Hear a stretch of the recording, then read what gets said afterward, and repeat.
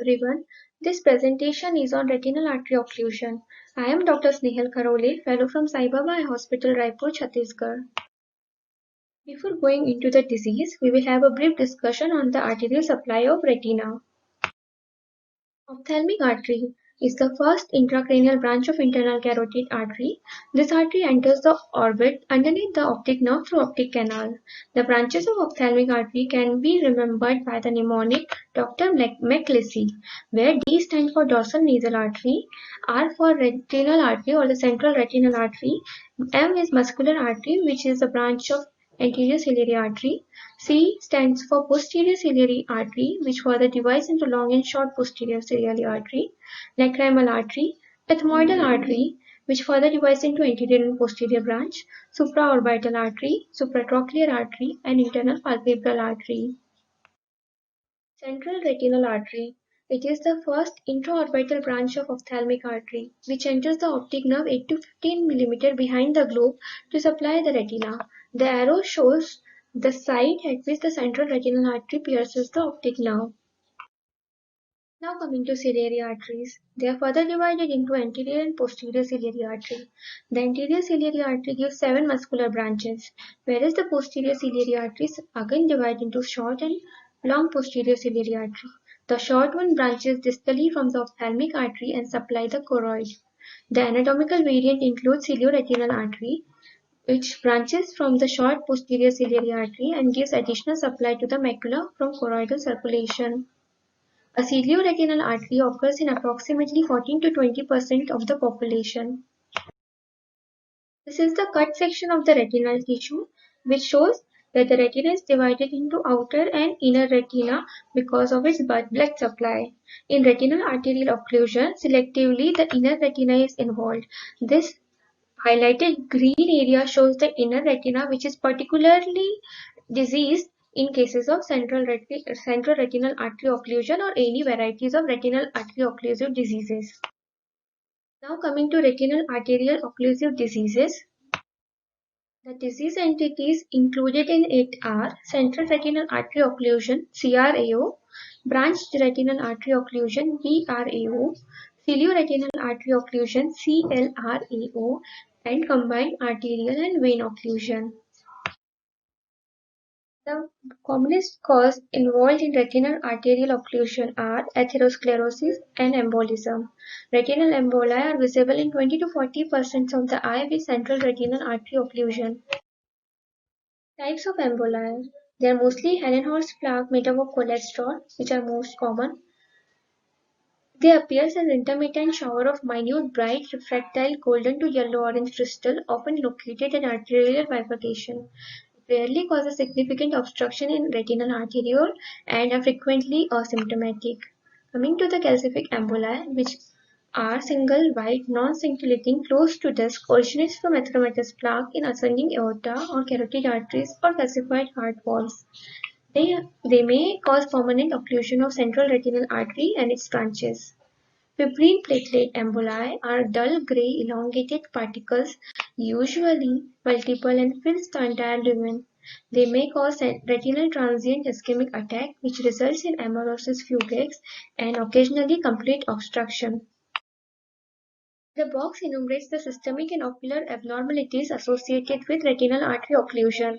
The most common is the embolic sources, which includes systemic arterial hypertension, carotid atherosclerosis, cardiac valvular diseases, left ventricular hypertrophy, thrombus after MI, cardiac myxoma, and many more. Trauma like retrobulbar injection, orbital floor fracture repair, anesthesia, penetrating injury, nasal surgeries. Coagulopathies associated with retinal artery occlusions are sickle cell diseases, homocystinuria, lupus anticoagulants, protein C or S deficiency, etc. Ocular conditions associated with RAOR, prepapillary arterial loop, optic disc drusen, increased intraocular pressure from intravitreal injection, gas expansion after vitrectomy, prone intraoperative positioning, and optic neuritis. Collagen vascular diseases like giant cell arteritis, systemic lupus erythematosus, polyarthritis nodosa, vaginal granulomatosis, and fibrovascular dysplasia. Other vasculitides and inflammatory conditions like orbital mucormycosis, toxoplasmosis, toxocariasis, Lyme disease, Behçet's disease, Cascades disease, herpes simplex associated with acute retinal necrosis. Some of the miscellaneous associations with retinal artery occlusions are Sussex syndrome, cosmetic fillers, migraine, and hypotension. Now coming to individual disease entity, central retinal artery occlusion or CRAO. Epidemiology of central retinal artery occlusion. The estimated incidence of CRAO is reported to be roughly in 1 in 10,000 cases at tertiary referral centers, being even lower for the general population at approximately 8.5 cases per 1 lakh. The CRAO are largely seen in older adults, but cases in children and young adults have been reported. Average age at presentation is in early 60s with greater than 90% presenting at 40 years. Most commonly, male genders are affected than the female. There is no predilection for one eye over the other. However, 1 to 2% of the cases may manifest bilateral involvement. Types of central retinal artery occlusion. They are mostly non-arteritic and arteritic variety. The non-arteritic CRAO are more common than arteritic CRAO. The non-arteritic CRAO are further classified into permanent, transient, and with cilioretinal sparing. The disc finding in non-arteritic CRAO is it can be normal or hyperemic or edematous and rarely pale. Whereas in arteritic CRAO, optic nerve is acutely edematous secondary to associated anterior ischemic optic neuropathy. Non-arteritic permanent central retinal artery occlusion. It is about two-thirds of all the central retinal artery occlusion cases. It is caused by impacted embolus at the narrowest part of central retinal artery. Risk factor includes in systemic diseases, arterial hypertension, diabetes mellitus, vascular diseases associated with carotid artery, coronary artery, cerebral artery, some of the transient ischemic attacks, lifestyles like smoking and tobacco habits. Family history of any type of vascular diseases. In younger patients less than 50 years, mostly hypercoagulable states are responsible for retinal artery occlusion. They are proatherogenic states, sickle cell diseases, migraine, and paraneoplastic syndrome. Ocular risk factors like raised intraocular pressure, optic nerve head drusen, panretinal arterial loops, which causes reduced perfusion pressure across the optic nerve head, can lead to CRAO. This is the fundus picture which we can see on the right side of the screen. This shows a classical clinical picture of permanent CRAO with retinal infarction, cherry red spot, retinal arterial changes, absent or poor residual retinal circulation or fluorescent fundus angiography, and there is no evidence of giant cell arteritis. Non-arteritic CRAO with cilioretinal sparing. It has preservation of the cilioretinal artery which results in preserved perfusion of the macular region, which has marked influence on the visual outcome and retinal circulation. It also has a classical clinical picture of permanent non-arteritic CRAO except for the presence of cilioretinal artery. The fundus picture shown on the right side of the screen is a fundus photograph of left eye with non-arteritic CRAO and two patent cilioretinal arteries which are seen in black arrows. It also shows cherry red spot retinal opacity of the posterior fundus most marked in the macular region, cattle trucking of the retinal vessel as that of the non-arteritic CRAO. The non-arteritic transient CRAO. It has transient monocular blindness. It is caused by migrating embolus, 15 to 17% of the CRAO, and has best prognosis but depends on the duration and cause of occlusion. The visual outcome depends entirely upon the duration of transient CRAO. The pictures shown on the right side of the screen are the fundus photograph and fluorescent fundus angiogram of left eye with transient non-arteritic CRAO. Picture A is a fundus photograph which shows large number of cotton wool spots, maximum in the macular region.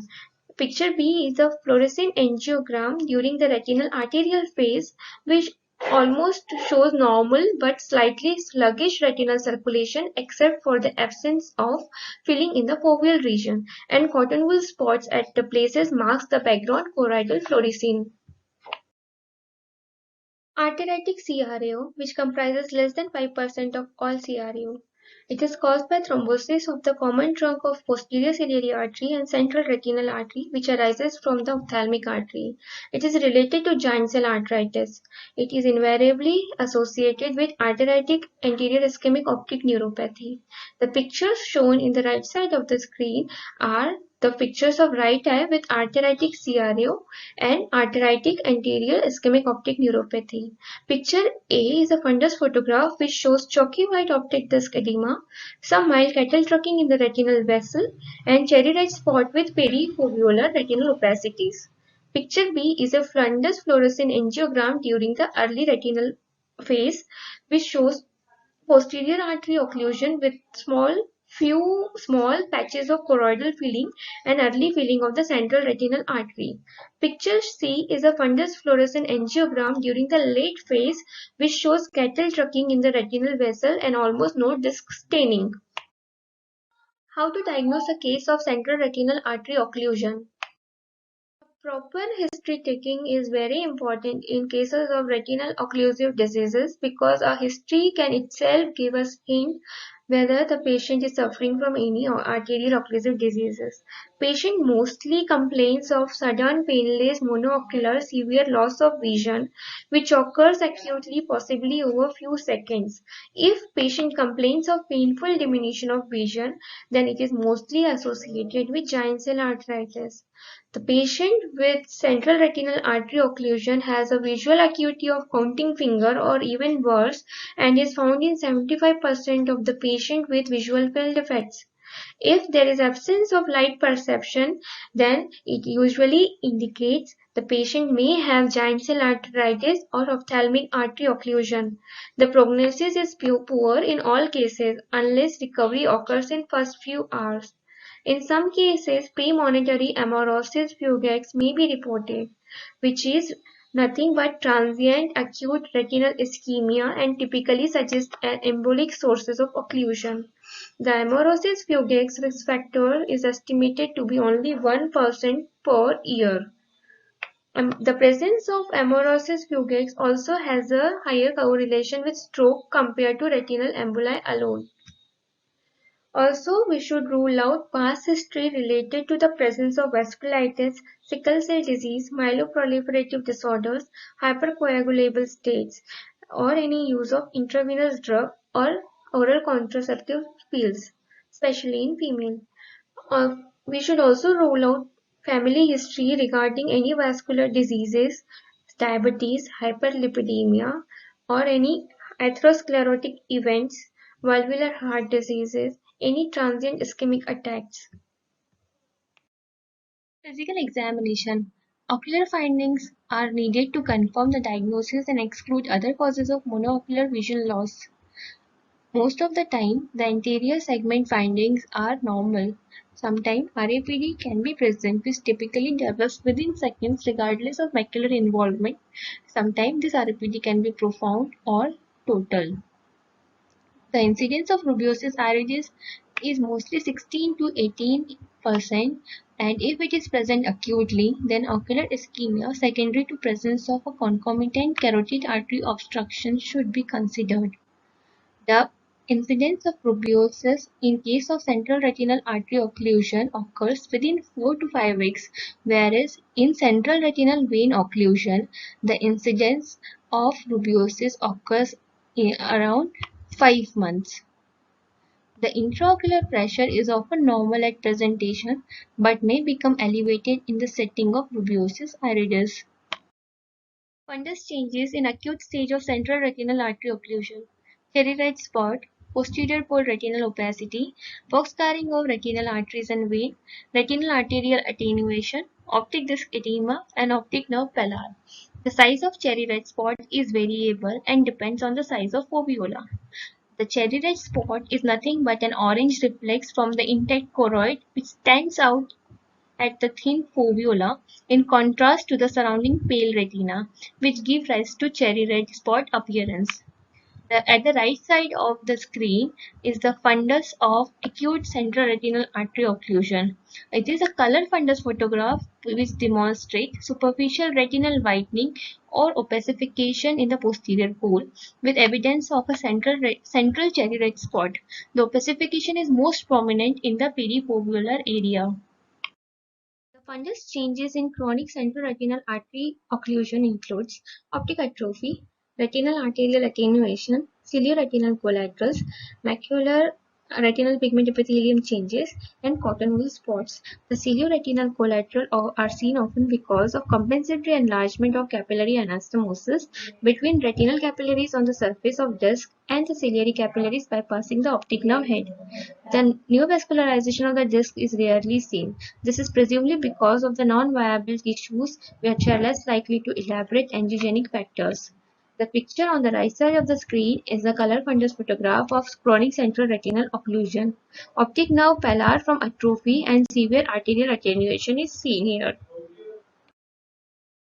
Ancillary studies done to diagnose central retinal artery occlusion are OCT, which helps to evaluate the increased reflectivity of the inner retina.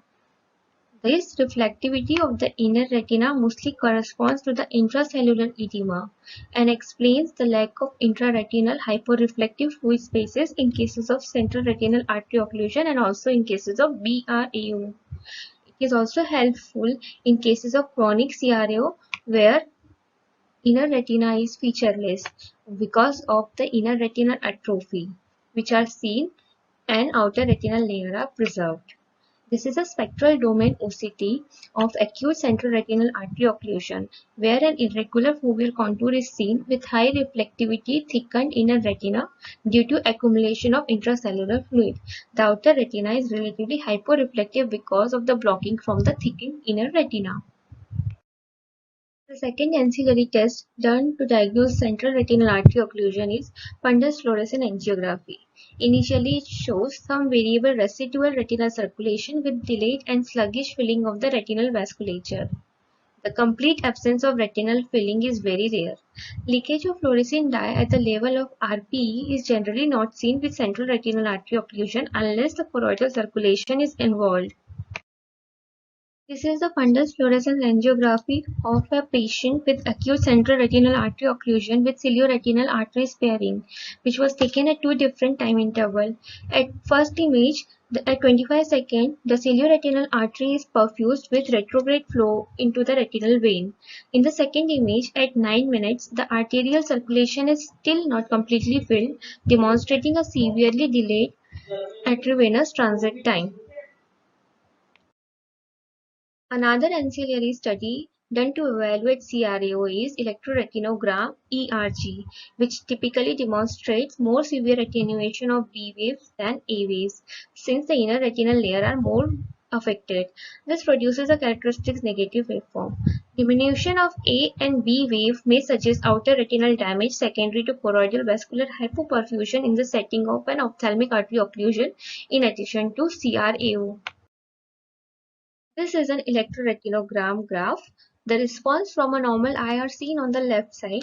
The tracing on the right are from an eye with or central retinal artery occlusion. The bottom right tracing shows maximum response to the scotopic white stimulus. A wave is of normal amplitude. However, B wave does not reach the baseline, yielding a negative waveform and is typically seen in CRAO. Another ancillary study is autofluorescent imaging. In the area supplied by acutely occluded retinal artery, there is decreased autofluorescence due to blockage of the normal autofluorescence of the retinal pigment epithelium by thickened inner retina. Visual fields. Central scotoma is the most common defect observed on macular visual field testing, followed by paracentral scotoma. Sometimes patient with cilioretinal artery sparing shows a preserved central island of vision corresponding to the area perfused by the artery. Peripheral constriction is the most common visual field defect noted in this type of patient.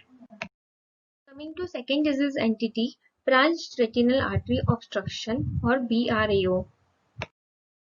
It represents 38% of all acute retinal artery occlusion. Right eye are more commonly affected than left eye, with incidence being 60% in right eye compared to left eye for 40%. The whitening in cases of branch retinal artery obstruction occurs secondary to blocked exoplasmic flow in the nerve fiber layer as it reaches the hypoxic retinal layer. This is a color fundus photograph of branch retinal artery occlusion of the superotemporal arcade. Here, retinal opacification is seen in the superior macula with segmentation within the superior temporal arterioles. Clinical picture in case of BRAO, patient present with monoocular vision loss which may be restricted to one part of visual field. Initially, visual acuity will be 20/40 or better in approximately 3/4 of the patient. Presenting visual field defect includes sectoral defect, central scotoma, central altitudinal defect. Visual field testing confirms the defect which rarely recovers. Sometimes RAPD is often present. On fundus examination, BRAO typically occurs at the vessel bifurcation in 98% of the time. Temporal vessels are mostly affected. Ambulas are visible at the obstruction site in mostly 62% of the time. Cattle trucking or boxcar appearance of fundus is seen. Cloudy white edematous retina is mostly because of the area of ischemia due to ambulus is present. Affected area is attenuated, but recanalization may lead to no ophthalmoscopically visible sign. In chronic stages of BRAO, sectoral nerve fiber layer loss and arterial attenuation may be seen. Rarely in chronic phases, posterior segment or iris neovascularization may be seen, particularly in patients with diabetes mellitus. Artery-to-artery collateral may also be seen and a pathognomic of BRAO. This is a spectral domain OCT of a chronic branch retinal artery occlusion which shows sectoral inner retinal atrophy down to the inner nuclear layer in the inferotemporal macula, which are indicated by blue arrow.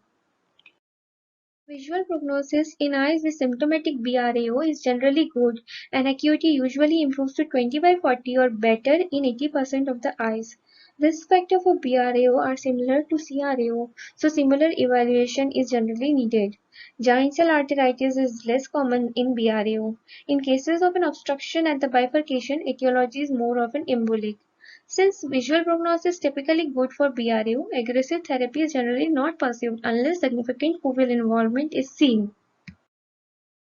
Coming to third disease entity, that is cilio-retinal artery obstruction or CLRAO.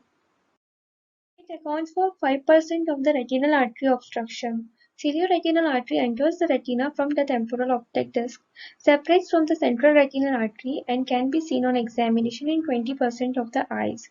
On fundus angiography, they are seen in 32% of the time and peel concomitantly with choroidal circulation. When evaluating cilio-retinal artery occlusion, three distinct groups are found. First is isolated variety of cilio-retinal artery occlusion, which are more than 40% in incidence. Second is cilio-retinal artery occlusion associated with central retinal vein occlusion, which again is of 40% incidence, and cilio-retinal artery obstruction in association with anterior ischemic optic neuropathy, which occurs in 50% of the cases. Isolated cilio-retinal artery obstruction. On the left side, it is a fundus photograph with white ischemic retina and cherry red spot appearance at the macula in area supplied by cilio-retinal artery. The right side of the picture corresponds to its fluorescence angiogram. Second type is cilio-retinal artery obstruction associated with cilio-retinal vein occlusion. It is a distinct clinical entity arising from a sudden increase in intraluminal capillary pressure due to central retinal vein obstruction, inducing relative occlusion of the cilio-retinal artery whose perfusion pressure is lower than the central retinal artery. Figure 1 is a fundus photograph of the right eye showing central retinal vein occlusion and retinal whitening in the distribution of cilio-retinal artery. Figure 2 is a fluorescent angiogram of the right eye, blockage by intraretinal hemorrhage in the peripapillary region and hyperfluorescence in the distribution of cilio-retinal artery shows retinal edema. Picture 3 is a fundus angiogram of the same eye with late leakage in distribution of the cilioretinal artery with venous wall staining. The third variety is cilioretinal artery obstruction in conjunction with anterior ischemic optic neuropathy. It is seen in 15% of the eye with cilioretinal artery obstruction and has a poor visual acuity and prognosis ranging from 20/400 to no perception of light secondary to optic nerve damage. Typically, hyperemic or pale edematous optic disc is seen with superficial retinal whitening along the course of cilioretinal artery as shown in this color fundus photograph. Initial visual defect includes centrocecal scotoma, central scotoma, and superior and inferior central altitudinal defects. Isolated cilioretinal artery obstruction typically have a good prognosis, in nearly 90% achieving 20/40 or better and 60% returning to 20/20. Even with severe damage to papillomacular bundle, potential visual acuity can be quite good, presumably secondary to intact superior and inferior nerve fiber layer bundles supplying the fovea. Giant cell arteritis has a selective tendency to involve the posterior ciliary artery, resulting in its occlusion, which in turn results in simultaneous development of both arteritic anterior ischemic optic neuropathy and cilioretinal artery obstruction. Ocular treatment is generally not pursued unless giant cell arteritis exists. Another disease entity is combined retinal artery and vein occlusion. The central retinal vein occlusion can be seen in association with arterial obstructions like central retinal artery obstruction, branch retinal or cilioretinal artery obstruction. Fundus shows superficial retinal whitening with cherry-red spots and sign of venous obstruction such as dilated tortuous vein, intraretinal hemorrhage, optic disc edema, cotton wool spots, and marked thickening of the retina. CRAO is seen with CRVO, may not be a true CRAO, but may be secondary to occlusion of the central retinal vein in the region of lamina cribrosa. The blood cannot exit out of the retinal vascular bed as a result of complete blockage of the central retinal vein and secondarily compromises entry of the blood into the eye. Visual prognosis is poor with hand movement range. After 6 to 8 weeks, optic nerve pallor with severe arterial attenuation is seen. Rubiosis iridis develops in 80% of the eyes. Aggressive treatment with pan-retinal photocoagulation is indicated if rubiosis iridis develops. Fluorescein angiography shows severe widespread retinal capillary non-perfusion with sudden termination or pruning of the mid-sized retinal vessel. Minimal macular leakage is seen as a result of closure of this vessel despite the clinical appearance. Picture A is a fundus photograph of an acute central retinal vein occlusion with branch retinal artery occlusion. In this fundus photograph, we can see optic disc hyperemia and edema, dilated and tortuous vein, intraretinal hemorrhages, and cotton wool spots, which are consistent with central retinal vein occlusion. The superiotemporal to the disc retinal opacification is seen, which is consistent with BRAO. Picture B is a fundus fluorescein angiography, which shows initial non-perfusion of branch retinal artery superior to the fovea. Picture C shows marked delay in the transit consistent with occlusive process.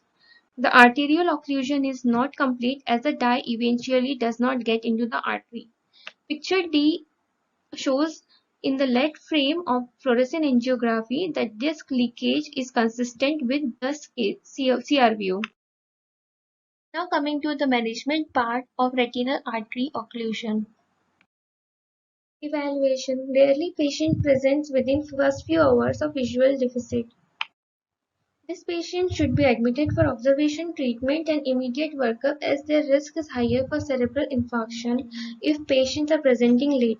Etiological workup is recommended on OPD basis. Only true emergency in such circumstances would be to rule out giant cell arteritis in patient more than 50 years and we should start steroid therapy. Now we all know that a proper history taking can give us idea about the retinal artery occlusion. So in all patients who are suspected of any retinal occlusive diseases, we should check for the following things like history of smoking, Symptoms of giant cell arthritis like headache, jaw claudication, scalp tenderness, limb girdle pain, weight loss, and existing polymyalgia rheumatica. The giant cell arthritis is extremely unlikely under 55 to 60 years. If it is present, it is mostly constitute an ophthalmic emergency. Also, we should see for pulse to detect any type of arrhythmia, particularly atrial fibrillation. Blood pressure should be checked for systemic hypertension. Cardiac auscultation should be done to rule out murmurs. Carotid auscultation is of limited value as absence of a bruit does not exclude significant stenosis. Electrocardiogram to detect arrhythmia and other cardiac diseases. Erythrocyte segmentation rate or platelet volume and C-reactive protein are done to identify possible causes of giant cell arthritis. Other blood tests include complete blood count, glucose level, lipids, and urea and electrolyte level. The latter are done to exclude dearrangements including dehydration. Carotid duplex scanning is also done. It is a non-invasive screening test involving a combination of high-resolution real-time ultrasonography with Doppler flow analysis. If significant stenosis is present, then a surgical management should be considered. This following additional tests can be considered on a targeted basis in some selected patients, particularly if younger and with no known cardiovascular risk factor, or there is an atypical clinical pictures like further carotid imaging, cranial MRI or CT may be indicated to rule out intracranial or orbital pathology, echocardiography usually performed in young patients or if there is a specific indication such as history of rheumatic fever, known cardiac valvular diseases or intravenous drug use. Chest X-rays are done to rule out sarcoidosis, tuberculosis, left ventricular hypertrophy in hypertension. A 24-hour ECG is done to exclude intermittent arrhythmia. Additional blood tests include fasting plasma homocysteine levels to exclude hyperhomocystinemia, plasma protein electrophoresis to detect dysproteinemia such as multiple myeloma, thyroid function tests, especially if atrial fibrillation is present. It may be associated with dyslipidemia. Autoantibody tests like rheumatoid factor, anti-cardiolipin antibody, anti-nuclear antibody, anti-double-stranded DNA antibodies, principally looking for vasculitis in younger patients. Syphilis serology and blood culture should be included. This is the summarized version of the battery of investigations which are needed for diagnosing a case of retinal artery occlusion. The common vascular risk factor in all patients, we should go for blood pressure checking, fasting lipids and lipid profile, and fasting blood sugar level. To exclude the arteritic CRAO, ESR, CRP and platelet count should be done. Investigations for ruling out embolic sources, a duplex carotid ultrasound and echocardiogram should be conducted. Younger patients less than 50-year-old or who have no vascular risk factor, a thrombophilia screening, vasculitic screening and myeloproliferative sickle cell disease testing should be done. CRAO can be better explained by medium time is tissue, in which retinal ischemia tolerance time appears to be between 4 to 6.5 hours before irreversible damage occurs. Sir Harry et al. Has shown that irreversible cell injury occurs after 90 to 100 minutes of total CRAO in the primate rhesus monkey model. Controversy exists regarding the optimal window of treatment in human eye, but the conservative approach involves treatment up to 24 hours. We should also rule out giant cell arthritis in patients less than 50 years by evaluating CBC, platelet count, ESR count, and C-reactive protein levels. If suspicion of giant cell arthritis is very high, we should start with steroid therapy and schedule for temporal artery biopsy if needed. In other cases of etiological workup is generally recommended on an outpatient basis along with primary care physician. Treatment for retinal artery occlusion include adoption of supine posture might improve ocular perfusion, ocular massage, sublingual isosorbide dinitrate which is an vasodilator, The topical timolol 0.5% and intravenous acetazolamide 500 mg can be used to achieve more sustained lowering of IOP. Hyperosmotic agents like intravenous mannitol and oral glycerol have also been used, possibly for more rapid IOP lowering property. Anterior chamber paracentesis causes sudden decrease in intraocular pressure, possibly causing the arterial perfusion pressure behind the obstruction to force an obstructing embolus downstream. The ocular massage is done by Goldmann contact lens or digital massage to apply ocular pressure with an in and out movement to dislodge a possibly obstructing embolus. The massage is repeated with 10 to 15 seconds of pressure followed by sudden release. This maneuver can be done to produce retinal artery vasodilatation, thereby improving the retinal blood flow. Carbogen, a mixture of 95% oxygen and 5% carbon dioxide, can be proved to induce vasodilatation and improve oxygenation, but the efficacy of this treatment has not yet been proven. Hyperbaric oxygen provides oxygen at level of atmospheric pressure.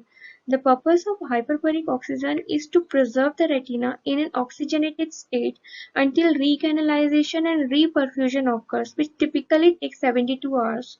Now, this hyperbaric oxygen actually increases the arterial oxygen pressure and thereby increases nitric oxide synthesis, which leads to vasodilatation and relief of symptoms.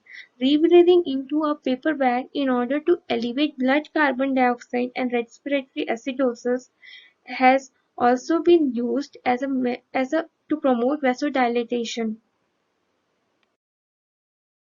ND-YAG laser arteriotomy in patients with CRAO has resulted in extrusion of an embolus, reopening of central retinal artery, and return of vision. A fundus contact lens is used with the laser in single burst mode.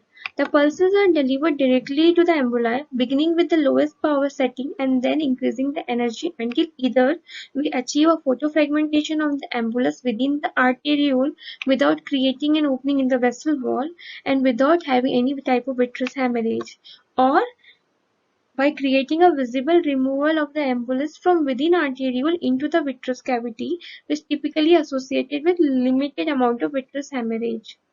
The last is intravenous methylprednisolone, which can be used in cases of arteritic variety of CRAO if giant cell arteritis is suspected. Anticoagulants are only reserved for secondary prevention of cerebral and ocular infarction in those rare patients who have underlying systemic diseases such as atrial fibrillation, acute internal carotid artery dissection, or a hypercoagulable condition. In 2010, the European Assessment Group for Lysis in the Eye, which is EAGLE study group, has published the result on the first prospective randomized clinical trial in evaluating the effect of intra-arterial tissue plasminogen activator compared with conservative treatment.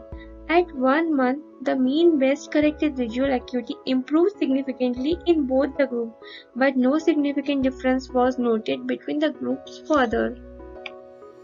In cases of iris neovascularization, which are seen in 80% of the CRAO eyes, mostly full scatter panretinal photocoagulation is effective, which helps in eradicating the new iris vessel formation in about 2/3 of the cases. In cases of neovascularization of the disc, which occurs in 2 to 3% of the cases, panretinal photocoagulation is effective, but intravitreal injections of antivascular endothelial growth factor is the first-line therapy for iris trabecular meshwork or optic disc neovascularization. Treatment of carotid artery disease. In patients with localized stenosis of the artery, enterectomy significantly reduces the risk of subsequent stroke. In experienced hands, this operation carries a mortality of less than 1%, but the incidence of morbidity is very high. If enterectomy is contraindicated by somehow, then medical treatment with drugs that reduces platelet stickiness like aspirin and diparacetamol or anticoagulants may be used to reduce the frequency of transient ischemic attack and risk of major stroke. Follow-up. The central retinal artery obstruction patient should Be seen by an ophthalmologist in 3 to 4 weeks and again a month later in order to detect incipient neovascularization, particularly of the anterior segment. In the minority of cases where referral to a specialist vascular team is not indicated, it should be ensured that the result of systemic investigation have been reviewed and necessary systemic treatment is initiated. The patient with BRO should be followed up every 3 months. Prognosis. Patient with visualized retinal artery emboli, whether or not obstruction is present, have a 56% mortality rate over 9 years compared to 27% for an age-matched population without retinal artery emboli. Life expectancy of a patient with CRAO is 5.5 years as compared to 15.4 years for an age-matched population without CRAO. Take-home message: retinal artery obstruction is an ophthalmic emergency. It is an ocular analog to cerebral stroke. Atherosclerosis and retinal emboli are the main risk factors. Our treatment should always parallel with the physician. Whenever we deal with a case of retinal artery obstruction, we should always start immediate treatment after diagnosing the case. We should always remember that acute treatment and secondary prevention is the main motto behind treating a case of retinal artery obstruction, because time is tissue, as the idiom goes. Thank you for giving your precious time.